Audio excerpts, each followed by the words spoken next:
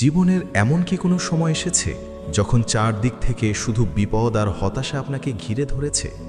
শত চেষ্টার পরও কি মনে হচ্ছে কোনো অদৃশ্য দেয়াল আপনার সুস্থতা, শান্তি বা রিজিকের পথ আটকে রেখেছে? আপনি কি জানেন, সামান্য কিছু সাদকাই হতে পারে এইসব কঠিন বিপদের সবচেয়ে বড় রক্ষা কবচ? আসসালামু আলাইকুম। আজকের এই ভিডিওতে শুনুন এক হৃদয়স্পর্শী ও সম্পূর্ণ সত্য ঐতিহাসিক কাহিনী, যেখানে প্রখ্যাত তাবেই আব্দুল্লাহ ইবনুল মুবারক রাহিমাহুল্লাহ শিখিয়েছিলেন কিভাবে শুধুমাত্র সাদকার মাধ্যমেই জীবনের অসাধ্য রোগ এবং ধেয়ে আসা বিপদের সমাধান সম্ভব। আজ থেকে বহু শত বছর আগের কথা। প্রখ্যাত তাবেই এবং হাদিস বিশারদ আব্দুল্লাহ ইবনুল মুবারক রাহিমাহুল্লাহর মাজলিসে একদিন এক ব্যক্তি এলেন। লোকটির চেহারা ছিল চরম হতাশা, ক্লান্তি এবং কষ্টে মলিন। তিনি এসে অত্যন্ত কাতর কণ্ঠে নিজের অসহায়ত্বের কথা তুলে ধরলেন।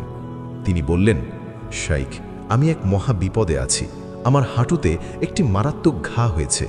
আজ থেকে নয়, গত 7টি বছর ধরে আমি এই অবর্ণনীয় যন্ত্রণায় ভুগছি। এই দীর্ঘ সময়ে আমি বহু নামি দামি চিকিৎসক দেখিয়েছি, বহু দামি ওষুধ ও চিকিৎসা করিয়েছি, কিন্তু কোনোভাবে এই ঘা ভালো হচ্ছে না। অনবরত রক্ত ঝরে। যন্ত্রণায় আমি রাতে একটু শান্তিতে ঘুমাতে পারি না। আমার পুরো জীবনটা একেবারে দুর্বিষহ হয়ে উঠেছে। আমি এখন কি করব? আব্দুল্লাহ ইবনুল মুবারক রাহিমাহুল্লাহ অত্যন্ত শান্তভাবে এবং গভীর মনোযোগ দিয়ে তার এই বেদনার কথাগুলো শুনলেন। তিনি তাকে নতুন কোনো চিকিৎসকের কাছে যাওয়ার পরামর্শ দিলেন না, বরং তিনি তাকে এক অভাবনীয় আধ্যাত্মিক সমাধান দিলেন। তিনি জানতেন, যখন দুনিয়ার সব জাগতিক দরজা বন্ধ হয়ে যায়, তখন আসমানের দরজা খোলার ব্যবস্থা করতে হয়। তিনি লোকটিকে বললেন, যাও, এমন একটি জায়গায় মানুষের জন্য পানির কূপ খনন করে দাও, যেখানে বিশুদ্ধ পানির খুব অভাব রয়েছে। আমি আল্লাহর কাছে দৃঢ়ভাবে আশা করি, সেখানে যখন মানুষের তৃষ্ণা মেটানোর জন্য পানির ঝর্ণা বইবে, তখন তোমার হাঁটুর এই রক্তপাতও চিরতরে বন্ধ হয়ে যাবে। লোকটি স্কলারের এই কথায় পূর্ণ আস্থা রাখলেন। তিনি কালক্ষেপণ না করে এমন একটি তৃষ্ণার্থ জনপদ খুঁজে বের করলেন, যেখানে পানির তীব্র সংকট ছিল। সেখানে তিনি নিজের খরচেই একটি কূপ খনন করে দিলেন। চারপাশের অসহায় মানুষ যখন সেই কূপ থেকে পানি পান করে তৃষ্ণা মেটাতে লাগল, তাদের অন্তর থেকে স্বস্তির দোয়া বের হতে লাগল। আর ইতিহাস সাক্ষী, ইমাম বাইহাকি রহিমাহুল্লাহ তার গ্রন্থে উল্লেখ করেছেন, সেই কূপ দিয়ে যখন পানি ওঠা শুরু হলো, ঠিক তার কিছুদিনের মধ্যেই ওই লোকটির 7 বছর পুরনো সেই ঘা জাদুর মতো শুকিয়ে একেবারে সুস্থ হয়ে গেল। সুবহানাল্লাহ। আব্দুল্লাহ ইবনুল মুবারক রাহিমাহুল্লাহ জানতেন যে গরিব এবং তৃষ্ণার্ত মানুষের অন্তর থেকে যে স্বস্তি এবং দোয়া বের হয়, তা সরাসরি আসমানের দরজা ভেদ করে আল্লাহর কাছে পৌঁছে যায়, আর আল্লাহ সেই দোয়ার বিনিময়ে দানকারীর জীবনের বড় বড় বিপদ আর রোগ ব্যাধিগুলো দূর করে দেন। আব্দুল্লাহ ইবনুল মুবারক রাহিমাহুল্লাহ যে সমাধানটি দিয়েছিলেন, তা তার নিজের কোনো মন গড়া কথা ছিল না।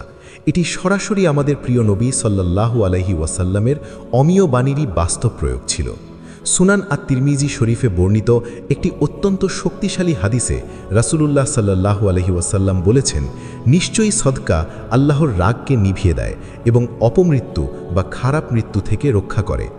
অন্য একটি হাদিসে নবীজি বলেছেন, পানি যেমন আগুনকে নিভিয়ে দেয়, সদকা তেমনি মানুষের গুনাহকে নিভিয়ে দেয়। একটু গভীরভাবে চিন্তা করে দেখুন তো, এই কথাটির অর্থ আমাদের জীবনের জন্য কতটা তাৎপর্যপূর্ণ। আমাদের নিজেদের অজান্তে করা অনেক ভুলের কারণে হয়তো আমাদের উপর আল্লাহর অসন্তুষ্টি ছিল, যার ফলে জীবনে কোনো বড় বিপদ, কোনো আকস্মিক দুর্ঘটনা বা কঠিন রোগ আসার কথা ছিল। হয়তো আমাদের রিজিকের দরজাগুলো বন্ধ হয়ে যাওয়ার উপক্রম হয়েছিল।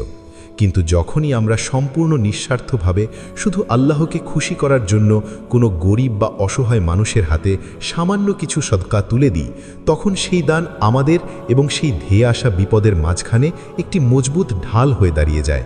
সাদকা শুধু আমাদের সম্পদকেই পবিত্র করে না, বরং এটি আমাদের জীবন থেকে অদৃশ্য সব বালা মুসিবত আর হতাশাকে জাদুর মতো মুছে ফেলে। সাদকার কারণে আল্লাহ আমাদের এমন সব বিপদ থেকে রক্ষা করেন, যা হয়তো আমরা টেরও পাই না। তাহলে আসুন, আজ থেকেই আমরা এই চমৎকার এবং পরীক্ষিত সমাধানটিকে আমাদের প্রতিদিনের জীবনের একটি অবিচ্ছেদ্য অংশ করে তুলি। সাদকা করার জন্য আমাদের অনেক ধনী হতে হবে বা লাখ লাখ টাকা দান করতে হবে, বিষয়টি মোটেও এমন নয়। আমাদের সামর্থ্য অনুযায়ী খুব ছোট পরিসরে আমরা এই সুন্দর অভ্যাসটি শুরু করতে পারি। আমরা খুব সহজ একটি কাজ করতে পারি। প্রতিদিন সকালে ঘুম থেকে ওঠার পর কাজের উদ্দেশ্যে বা বাইরে বের হওয়ার আগে একটি নির্দিষ্ট বাক্স বা খামে আমরা মাত্র 10টি বা 20টি টাকা সাদকার নিয়তে রেখে দিতে পারি। মাসের শেষে সেই জমানো টাকাটা কোনো অভাবী পরিবারকে বা কোনো এতিমখানায় দিয়ে আসতে পারি। অথবা রাস্তায় বের হলে অন্তত একজন ক্ষুধার্ত মানুষকে একটি রুটি বা কলা কিনে খাওয়াতে পারি। এমনকি প্রচণ্ড গরমে কোনো তৃষ্ণার্ত প্রাণী বা পাখিকে একটু পানি পান করানো বিশাল বড় সাদকা। প্রতিদিন সকালে এই ছোট্ট একটি কাজ করার মাধ্যমে আমরা আমাদের পুরো দিনটিকে আল্লাহর হেফাজতে সুরক্ষিত করে নিতে পারি। যখন আমাদের পরিবারের কেউ হঠাৎ অসুস্থ হয়ে পড়বে বা আমরা কোনো কঠিন চিন্তায় পড়ে যাব, তখন পেরেশান না হয়ে সাথে সাথে কিছু টাকা গরিবের মাঝে দান করে দেব। আসুন আমরা আমাদের প্রতিদিনের রুটিনে এই ছোট্ট সাদকার অভ্যাসটি গেঁথে নিই, যা আমাদের দুনিয়ার বিপদ মুক্তির উপায় এবং আখিরাতের সবচেয়ে বড় বিনিয়োগ হয়ে থাকবে। মনে রাখবেন, সাদকা দিয়ে মানুষের সম্পদ কখনোই কমে না, বরং এর মাধ্যমে আমাদের জীবনে অভাবনীয় প্রশান্তি এবং বরকত নেমে আসে। আমাদের এই সুন্দর আধ্যাত্মিক যাত্রায় সঙ্গী হতে এবং এমন আরও হৃদয়স্পর্শী ইসলামিক কাহিনী নিয়মিত শুনতে চ্যানেলটি সাবস্ক্রাইব করুন। নিচে কমেন্ট করুন, আপনি কি আজ থেকেই প্রতিদিন ছোট্ট কিছু সদকা করার এই বরকতময় অভ্যাসটি শুরু করছেন? আল্লাহ আমাদের সবাইকে নিয়মিত দান করার তৌফিক দান করুন। আমিন। আসসালামু আলাইকুম ওয়া রাহমাতুল্লাহি ওয়া বারাকাতুহু। Ibrah Whisperer.